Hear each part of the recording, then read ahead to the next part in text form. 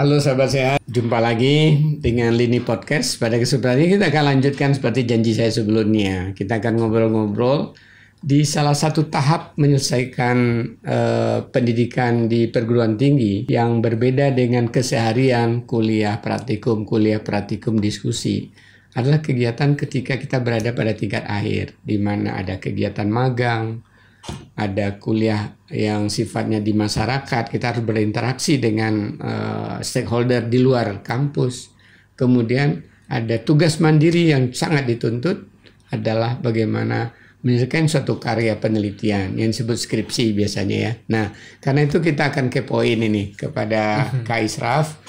Bagaimana Kak Israf bisa menyelesaikan tahap-tahap kritis pada 1 tahun terakhir ini. Apa kabar Kak Israf? Alhamdulillah baik. Prof gimana kabarnya? Alhamdulillah baik. Kak Israf sudah SGZ tahun 2022 ya. Baru masih fresh tahun lalu. Dan sebelumnya kita udah ngobrol-ngobrol tentang dunia mahasiswa, terutama di tingkat 1, 2, dan 3 sekarang. Ketika tingkat akhir Kak Israf, kan unik ya, beda dengan kuliah diskusi, kuliah praktikum. Beda gitu sih, kan, beda ya. banget. Beda banget. Beda kan, banget. Nah, ada yang dikenal kegiatan magang. Iya. Ada kuliah kerja nyata. Barangkali bisa diceritakan waktu itu berapa lama dan apa aja kegiatan kuliah kerja nyata itu sebelum kita bicara magang. Kalau KKN, namanya KKN ya biasanya bukan di sini. KKN Dang ya. Iya. Bukan KKN Desa Penari juga. Jadi kalau KKN pada saat itu kan juga saat corona ya Prof, pandemi. Jadi lagi pandemi. Beda banget lah sama cerita-cerita kakak kelas yang kayak Jadi, ditentuin ini lulusan pandemi. Lulusan corona. Lulusan corona. Oke, jadi gimana? Jadi beda banget cerita-cerita kakak kelas yang ditentuin kelompoknya lah, terus kayak ke daerah-daerah yang kayak udah kerjasama. Iya, jauh-jauh dulu ya. Iya, pandemi ya. Jauh banget Prof. Jadi bedanya. Kemarin di mana KKN? Di Bogor akhirnya. Oh ya, dekat ya. Di Bogor akhirnya. Kan ada juga yang disarankan pulang kampung ya, di kampungnya masing-masing. Saat itu aku emang di kampung Prof, tapi situasi di kampung tuh menurut aku nggak memungkinkan karena saat itu juga teman-temannya dikit yang sedaerah juga kan. Jadi ya udah saat itu balik ke Bogor. Kebetulan juga skripsinya terkait lab, jadi ya udah ke Bogor aja. Nah, waktu KKN itu akhirnya dari PB-nya tuh kan ada arahan untuk buat kelompok sendiri, nentuin tempatnya di mana sendiri, programnya apa sendiri gitu. Jadinya apa aja waktu itu? Nah, programnya itu pertama mandatory yang wajib tentunya terkait COVID waktu itu karena masa-masa COVID. Terus waktu itu juga menyesuaikan dengan karena kita bikin ranjang sendiri. Nah, pada saat itu di desanya itu emang ada satu kayak Karang Taruna komunitas gitu yang kita bisa manfaatkan dari potensi lokal. Waktu itu singkong dia potensi lokalnya. Nah, kelompok aku tuh milih untuk pengembangan produk dari singkong itu kayak lebih nilai jualnya tinggi dari marketing, kemasan dan sebagainya. Jadi benar-benar beda. Ada kegiatan sih. Edukasi juga nggak? Kegiatan edukasi ada juga. Kegiatan Tapi edukasi. Tapi nggak bisa tatap muka karena pandemik dilakukan? Waktu itu ada bisa Prof. Jadi waktu itu langsung ke desanya juga. Ke desanya tapi ada pembatasan lah, kayak nggak nginep juga. Tapi masih bisa ketemu. Masih bisa ketemu. Nggak nginep tapi itu terus berapa bulan semua? Sampai 2 bulan? Itu 1-2 bulan ya Prof. 1-2 bulan ya. Kemudian ada kegiatan magang ya. Magang itu ada yang di rumah sakit atau ada 2 di sana secara klinik berhadapan dengan pasien. Kemudian juga magang di food service. Iya, food service. Perencanaan makanannya. Kemudian di masyarakat. Dan sekaligus kuliah kerja nyata biasanya ya. Waktu itu aku ngebedain jadinya. Coba deh ceritain. Nah, kalau untuk magang ini, kalau yang di masyarakat sebenarnya bisa disatukan dengan dengan KKN. Tapi saat itu karena bisa kerjasama juga dengan teman-teman seangkatan. Iya, seangkatan, dan kita milih yang aksesnya juga mudah. Jadi tempatnya agak beda. Tapi programnya tuh tetap ke Posyandu, gimana edukasi, kemudian kita juga ada food recall yang kayak mengetahui kebiasaan makan. Tapi dan tetap sebagainya. Koordinasi dengan puskesmas tetap koordinasi. Ya, ada tenaga gizi. Iya benar, tetap koordinasi dengan puskesmasnya waktu itu. Kalau yang di rumah sakit gimana? Kalau yang di rumah sakit, nah karena angkatan corona nih Prof ya. Jadi waktu itu kan teman-teman ada yang kayak dia langsung terjun ke lapang, bisa ada juga yang online. Dan saat itu kan naik turun ya Prof ya. Jadi aku waktu itu di rumah sakit Cibinong, waktu itu rumah sakit Cibinong. Ada 2 bulan? Ada sekitar 2 bulan, hampir 3 bulan. Hampir 3 bulan ya. Jadi di situ kebetulan di kelompok aku tuh kebagian online semua Prof. Karena pada saat itu corona lagi naik-naiknya lagi. Jadi yang emang rencananya offline, tapi pada saat corona naik ada kebijakan baru lagi pada saat tapi itu bisa secara online berinteraksi dengan pasien. Kalau secara langsung dengan pasien enggak Prof, tapi cuma dari dietitian-nya aja. Yang membimbing ya. Dan bagusnya lagi karena dari rumah sakit tenaga kesehatannya itu kooperatif, jadi sangat-sangat membantu Prof kayak food service meskipun kita nggak langsung terjun ke lapang, jadi dia kayak video call setiap hari gitu kayak bagaimana merencanakan, nunjukin kayak alur gimana masuk makanan sampai dibuat sampai ke pasien, distribusi dan sebagainya itu ada Prof gitu. Tapi sayangnya emang nggak langsung terjun ke pasien waktu itu dan cuma dapat kasus sih Prof, kasus-kasus dari rumah sakit dibimbing oleh tenaga kesehatan di sana, tenaga ahli gizinya untuk ada kerjain kasus yang ini gitu ya.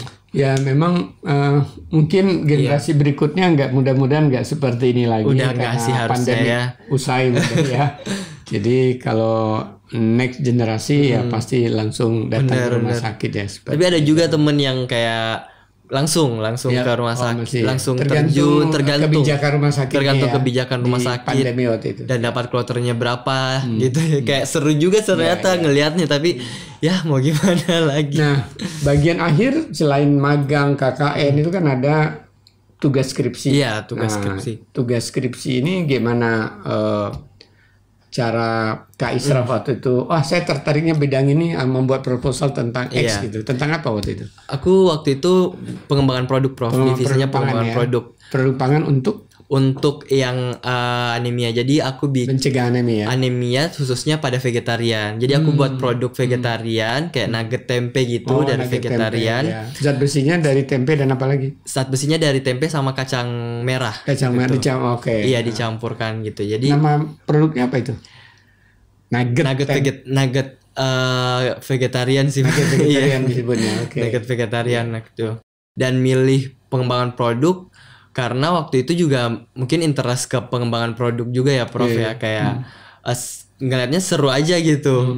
Dan mungkin juga menurut aku menguntungkan bagi aku juga pada saat itu karena lagi corona. Jadi kayak berinteraksi sama orang, nggak langsung berinteraksi dengan orang dan hanya di laboratorium gitu kayak kan. Kalau aku lihat di teman-teman tuh struggling ya, kayak nyesuaiin dengan lapangan, nyesuaiin dengan kebijakan dan sebagainya. Wawancara sulit. Bener. Nah aku tuh di lab waktu itu, jadi balik dari Makassar balik lagi ke Bogor. Jadi setelah magang tuh balik ke Makassar. Jadi setelah corona awal-awal itu aku balik ke Makassar dulu. Nah pas KKN dan penelitian itu balik ke Bogor. Berapa lama nyelesain penelitian skripsi sampai seminar? Penelitian skripsi sampai seminar itu cukup lama sih Prof. Karena kan 3 bulan, 4 bulan, 5 bulan, malah lebih kayak 6 bulan. Ya. Karena saat itu kondisinya, jadi saat penelitian kan di tengah-tengah tuh ada masih magang ini Prof yang di rumah sakit. Harus jadi dulu tahap ini sempat ketunda. Jadi penelitian praktik buat produk itu setengah jalan. Terus karena ada magang jadi harus stop dulu dengan penelitian ini. Terus lanjut lagi. Jadi sempat ketunda di penelitian itu, apalagi kan karena kemarin tuh rumah sakitnya juga koordinasinya kayak kita juga bingung gitu ya Prof, masih menunggu karena kebijakan dan sebagainya. Jadi produk berakhir dengan uji organoleptik ya? Nggak sempat diujikan apakah meningkatkan enggak Prof. Jadi sampai hanya uji organoleptik aja gitu. Akhirnya seminar, kemudian ujian, lulus. Seminar, terus ujian. Wisuda bulan apa? Aku wisuda di Maret. Oh, Maret 2022. Hampir setahun ya. Selamat deh. Ya. Udah hampir setahun, dan itu emang lulusan corona, wisudanya online, seminarnya online juga. Andaikan nih ke depan nggak akan serba online dalam arti tadi magang ya, dan juga untuk risetnya, mungkin ada tips dari Kak Israf buat adik-adik yang akan menyelesaikan tugas akhir ya di tingkat akhir. Benar. Program sarjana gizi. Kalau tips dari aku sih di tingkat akhir tuh karena emang beda ya kondisinya, dimana mungkin kalau misalnya kita ada kuliah, ada tugas dari dosen, itu biasanya ada deadline yang benar-benar saklek, harus diselesaikan gitu ya. Iya betul. Terus mungkin masih kayak bisa kerjasama dengan teman juga, tanya-tanya dan sebagainya. Nah kalau di skripsi ini emang kita dituntut mandiri banget sih bro, karena tiap orang kan beda-beda ya. Tiap orang tuh beda-beda banget nih, kayak penelitiannya apa, proyeknya apa. Jadi pembimbingnya juga beda. Jadi benar-benar harus aware dengan diri sendiri, jangan terlena juga sih dengan motivasi harus tinggi, kedisiplinan betul harus lebih aktif sih dan Prof. punya perencanaan yang baik. Lebih aktif juga untuk kayak misalnya tanya-tanya ke dosen, konsultasi ke dosen, karena kalau misalnya mungkin dosennya sibuk, di mana nggak terlalu into ke mahasiswanya juga, di mana dosennya juga banyak mahasiswa juga kan, jadi bisa juga terlena dan mahasiswanya jadi terlena juga gitu, malah nggak harus mahasiswanya aktif ya. Iya betul, harus aktif juga minta waktu konsultasi, tetap dikejar gitu ya. Mungkin kayak dosen kayak ada yang kelewat lah pesannya atau apa sebagainya, kan mahasiswa kayak ini gimana nih. Pengalaman saya tuh bertimbun-timbun satu hari kan ya, karena ada mahasiswa S2, S3, betul, mahasiswa perguruan tinggi lain yang kita bimbing. Kayak harus harus mengerti juga sama dosen sih Prof. Dan jangan hanya di blame dosen sibuk aja. Iya. Mengerti dosen juga, dan kita juga mungkin rasa nggak enakannya ya jangan nggak enak banget gitu. Karena kalau nggak enak banget juga bisa jadi juga kita yang ketunda juga kan. Jadi tetap follow up dengan tentunya dengan cara yang baik gitu, tata krama. Dan menurut aku dosen juga kalau seperti itu nggak bakal marah juga gitu ya, selama kita juga masih komunikatif. Nyatanya kan sukses ya. Alhamdulillah setelah mengejar. Terima kasih Kak Israf. Itu tadi kita udah ngobrol-ngobrol bagaimana Kak Israf menyelesaikan di tahun terakhir program sarjana gizi di tema Institut Pertanian Bogor IPB University.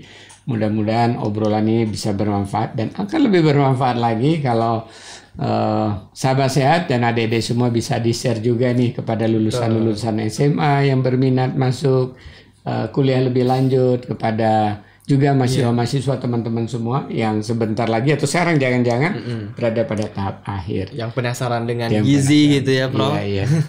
Mungkin analoginya juga buat yang lain di tingkat akhir ya, prinsip-prinsip yang sama. Betul sekali. Oke, terima kasih, sampai jumpa lagi.